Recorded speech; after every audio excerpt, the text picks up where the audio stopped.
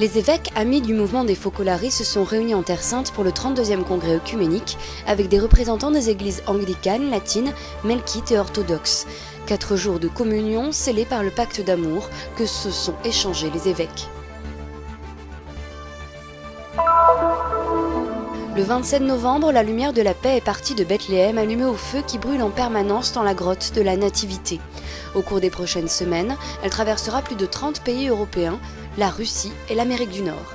Et le 18 décembre, elle sera amenée au pape François. La première Miséricordia de Terre Sainte a été inaugurée à Bethléem. La plus ancienne institution chrétienne de secours et d'assistance, née en Italie en 1200, sera opérationnelle dès janvier 2014 grâce à l'engagement des volontaires italiens et palestiniens. Dialogue et identité, tel est le titre d'un programme du Centre pour les relations entre juifs et chrétiens de Jérusalem. L'expérience du dialogue entre les étudiants arabes de l'école Terra Santa de Ramleh et les étudiants juifs israéliens de Petar Tikva pour échanger sur les fêtes, les textes sacrés, les valeurs de leurs religions respectives.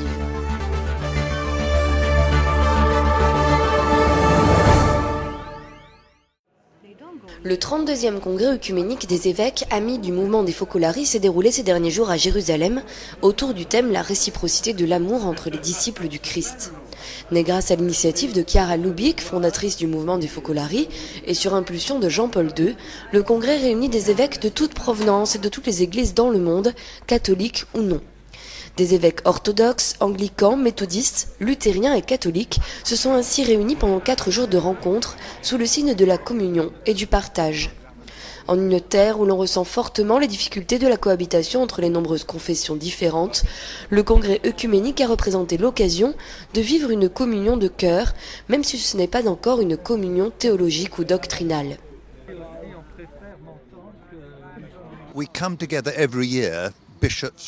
Nous nous retrouvons tous les ans, des évêques du monde entier et de toutes les confessions, pour vivre ensemble l'unité en Jésus-Christ. Dans le respect de toutes nos différences, traditions et doctrines, nous croyons très profondément que nous pouvons vivre ensemble, car Jésus est au milieu de nous. Nous venons pour être des témoins du fait que l'unité est possible. Malgré toutes nos différences, il est possible de respecter et d'aimer nos frères et sœurs différents de nous, car Jésus est en eux autant qu'en nous. Because Jesus is in them just as much as in you. Un des temps forts a été la rencontre avec le patriarche gréco-orthodoxe Théophile III, qui a accueilli les représentants des différentes églises dans un climat de fraternité et d'amitié. Malgré le drame des divisions qui séparent l'église orthodoxe des différentes confessions chrétiennes, la rencontre au patriarcat était un signe d'espérance sur le chemin vers l'unité. Une volonté d'unité manifestée dans un pacte d'amour que les évêques se sont échangés à l'ombre du petit escalier, le lieu où, selon la tradition, Jésus pria pour que tous soient un. Le petit escalier sont les ruines d'un ancien escalier romain qui relie le Cénacle à la vallée du Cédron. Il y a une tradition qui situe ici la prière de Jésus pour l'unité. Selon cette tradition, Jésus, après la dernière scène, en se rendant au jardin des Oliviers, aurait ainsi prié pour que tous soient un. C'est une tradition qui plaît particulièrement au mouvement des Focolari, car notre esprit est précisément fondé sur l'unité. Nous nous rencontrons et nous faisons tous ensemble ce pacte de l'unité. Nous nous promettons de nous aimer comme Jésus nous a aimés, prêts à donner notre vie les uns pour les autres, dans la diversité des foi. Nous voulons aller en profondeur et vivre en l'amour réciproque entre les évêques, en échangeant nos expériences dans un esprit de fraternité, convaincus que si nous nous aimons les uns les autres, nous réalisons l'œcuménisme du cœur.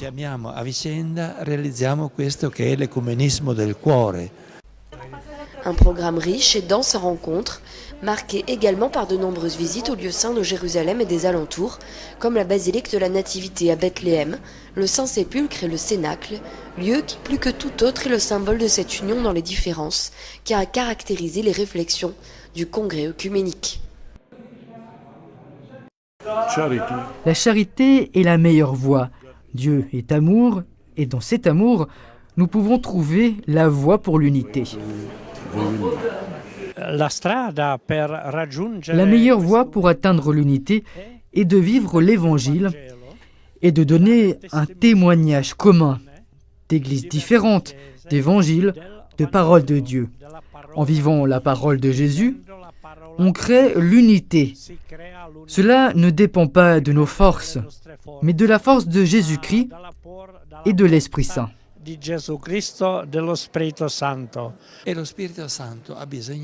L'Esprit Saint a besoin d'évêques des différentes églises qui s'aiment. L'Esprit fait le reste.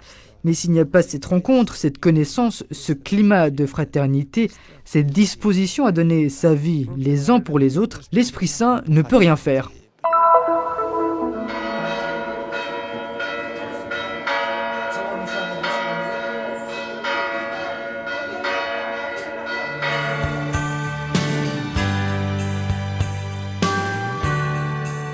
Le moine orthodoxe lui remet la bougie et il se dirige d'un pas décidé vers la grotte, conscient de l'importante tâche pleine de symboles qui lui a été confiée.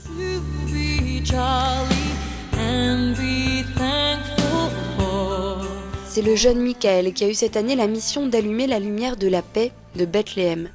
Allumée au feu de la lampe à huile qui brûle en permanence là où est né Jésus, cette lumière traversera plus de 30 pays européens, mais aussi la Russie et l'Amérique du Nord au cours des prochaines semaines, en se multipliant en plusieurs petites flammes. Une initiative de la télévision autrichienne ORF, inaugurée en 1986 et qui est depuis devenue une tradition.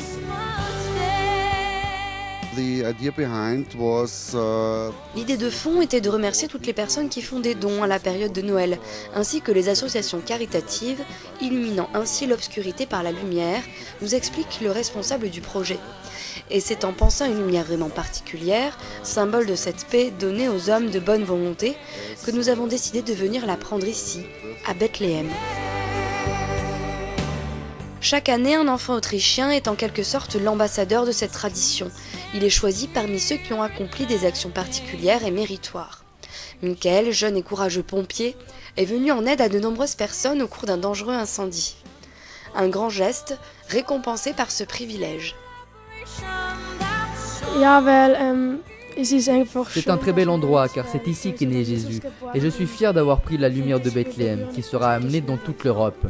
Cela a été un des moments les plus émouvants de ma vie, être dans la grotte où Jésus est né.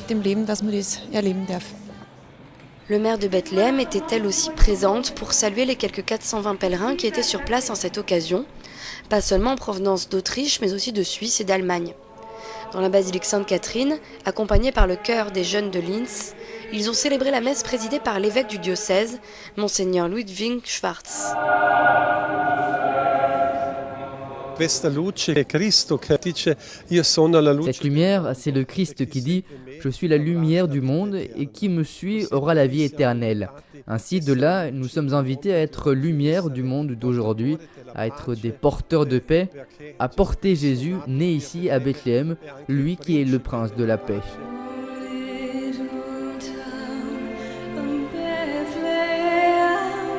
Au terme de la messe, ils sont les premiers à recevoir la lumière de la paix de Bethléem. Mais dans les prochaines semaines, ce feu se multipliera loin d'ici, en des milliers de petites flammes. After the mass, we keep it in the hotel and tomorrow we bring it to Austria with assistance. Après la messe, nous la gardons dans un hôtel et demain, nous l'amènerons en Autriche avec l'aide d'Austria Airlines, dans une boîte spéciale qui garantisse l'oxygène à la lampe. Puis nous l'amènerons à Linz afin de la diffuser parmi les gens. To spread it to the people. Et c'est de Linz que la lumière de Bethléem reprendra son voyage sur les routes de l'Europe, grâce à une solide organisation qui prévoit la collaboration de nombreux groupes scouts et l'aide des compagnies ferroviaires. La lumière, symbole de solidarité et de paix de Bethléem, en passant par l'Autriche, arrivera même chez le pape François. Michael la lui remettra le 18 décembre prochain, lors de l'audience générale.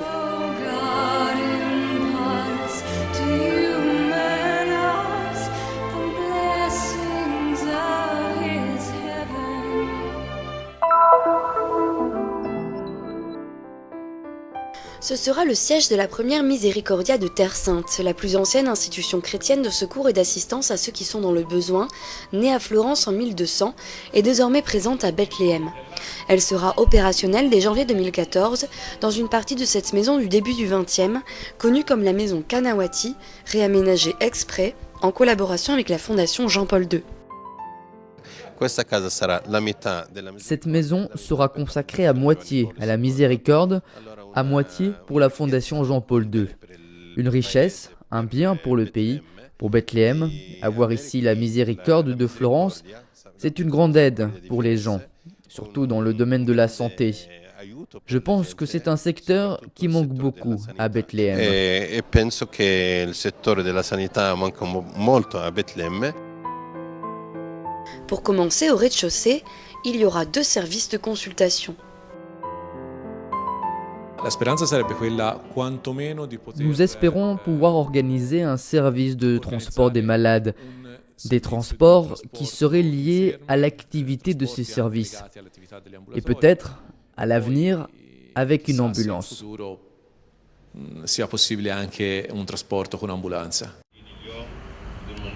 L'inauguration a lieu en présence des autorités locales et d'une délégation de la Confédération des Miséricordia d'Italie pour ce pont de solidarité entre les jeunes volontaires italiens et le peuple palestinien.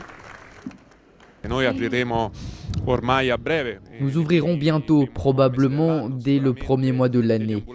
Puis nous essaierons de créer un projet pour faire venir nos volontaires italiens, surtout les jeunes, au moins les premières 2 semaines de chaque mois. Et nous essayerons de prolonger cette période le plus possible pour essayer d'apporter des réponses à la population de Bethléem.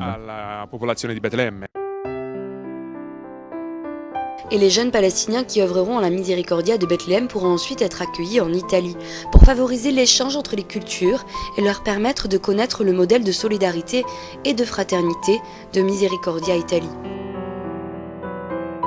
La Miséricordia de Bethléem, un service précieux rendu au territoire palestinien, dont le siège se trouve à quelques minutes de la basilique de la Nativité. Notre rêve de venir là où le Seigneur est né, même dans les difficultés, s'est concrétisé avec cette maison. Encore aujourd'hui, de nombreuses personnes, et surtout de nombreux enfants, sont face à des difficultés, à la pauvreté, à cette injustice qui fait souffrir. La Miséricordia, une association d'inspiration chrétienne, veut entrer au cœur de ce territoire. C'est important pour nous d'être présents ici, car nous nous trouvons au cœur de la chrétienté. Beaucoup partent et nous voulons être là.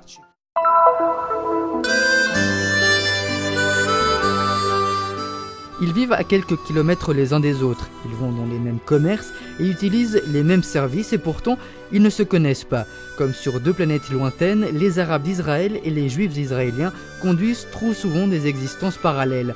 C'est pour combler cet écart que le Centre pour les relations entre Juifs et chrétiens de Jérusalem part des plus jeunes en faisant la promotion d'une connaissance réciproque grâce au programme Dialogue et Identité, en passant avant tout par le jeu et le divertissement. Comme dans cette école de Petach Tikva, près de Tel Aviv, arrivés dans le village voisin de Ramleh, un matin de la mi-novembre, les étudiants arabes de l'école Terra Santa ont rencontré des jeunes juifs israéliens.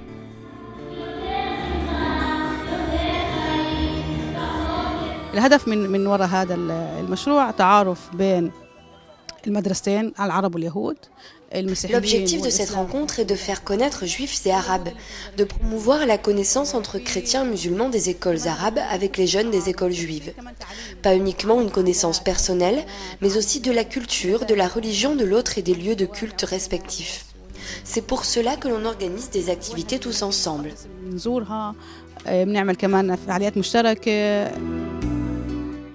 Chaque rencontre est préparée des semaines à l'avance, car parler à l'autre de sa religion veut dire avant tout la connaître soi-même.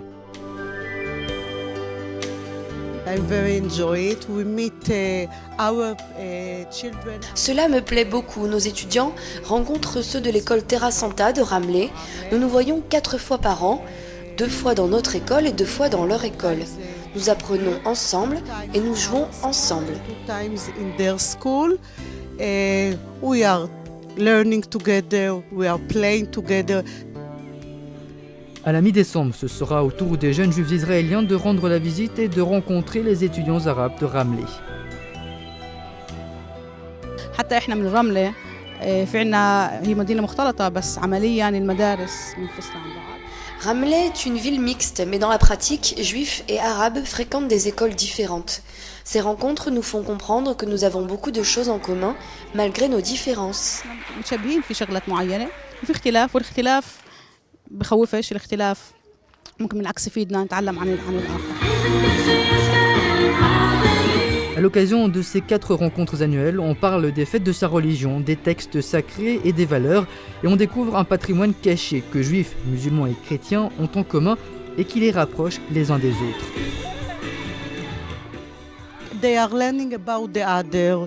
They are seeing that they love the same thing, the same game. Les étudiants apprennent à se connaître les uns les autres et ils découvrent qu'ils aiment les mêmes chansons, les mêmes jeux, les mêmes matières.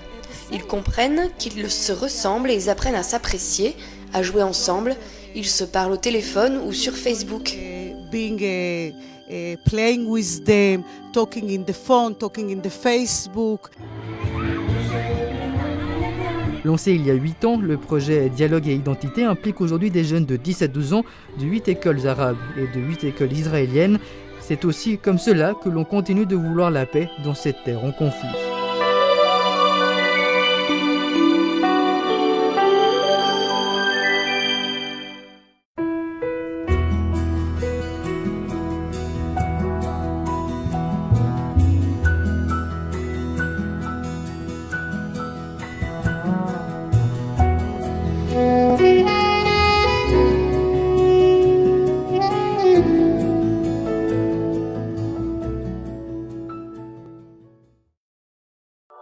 Nous sommes ici pour faire connaître la Terre Sainte, pour donner une voix et une visibilité à l'Église mère de Jérusalem, aux chrétiens locaux et aux lieux saints. Nous sommes ici pour raconter les histoires nombreuses et souvent oubliées de ceux qui vivent au cœur des difficultés avec foi et courage. Nous sommes ici pour porter au monde entier l'espérance de la terre de Dieu. Soutiens ceux qui œuvrent au nom de la custodie de Terre Sainte